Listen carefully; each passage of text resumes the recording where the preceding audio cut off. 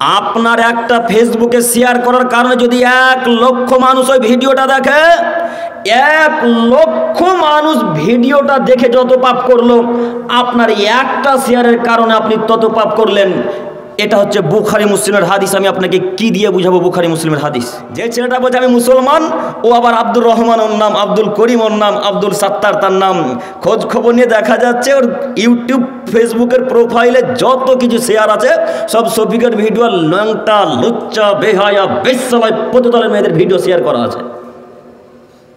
করা থাকে না মনে হয়? না থাকে?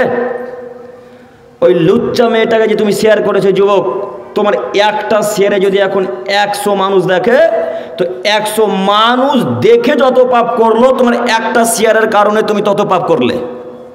কথা বুঝতে পারলাম না মনে হয়? আমার কথা আপনারা বুঝতে পারছেন? আপনার একটা ফেসবুকে শেয়ার করার কারণে যদি 1 লক্ষ মানুষ ওই ভিডিওটা দেখে, 1 লক্ষ মানুষ ভিডিওটা দেখে যত পাপ করলো, আপনার একটা শেয়ারের কারণে আপনি তত পাপ করলেন। এটা হচ্ছে বুখারী মুসলিমের হাদিস। আমি আপনাকে কি দিয়ে বুঝাবো বুখারী মুসলিমের হাদিস? কি দিয়ে বুখারী মুসলিমের হাদিস বোঝায় একটু দেখেন, আপনাকে দেখাচ্ছি। মুহাম্মদ সাল্লাল্লাহু আলাইহি ওয়াসাল্লাম বলছেন, মান দাআ ইলা হুদান, যদি কোনো মানুষকে সৎ কাজের আদেশ করে, কানা লাহু মিনাল উজরি মিসলু উজরি মান তাবিআহু, তাহলে তার জন্য সেই পরিমাণ নেকি রয়েছে যা তার অনুসারীদের জন্য রয়েছে। বুখারী মুসলিম। পরের সাল্লাল্লাহু আলাইহি বলেন, মান দাআ ইলা দালালা, যদি কোনো মানুষকে খারাপ পথে আহ্বান করে, ডাকে, তো তার জন্য সেই পরিমাণ পাপ লেখা হবে যা তার অনুসারীদের জন্য হবে।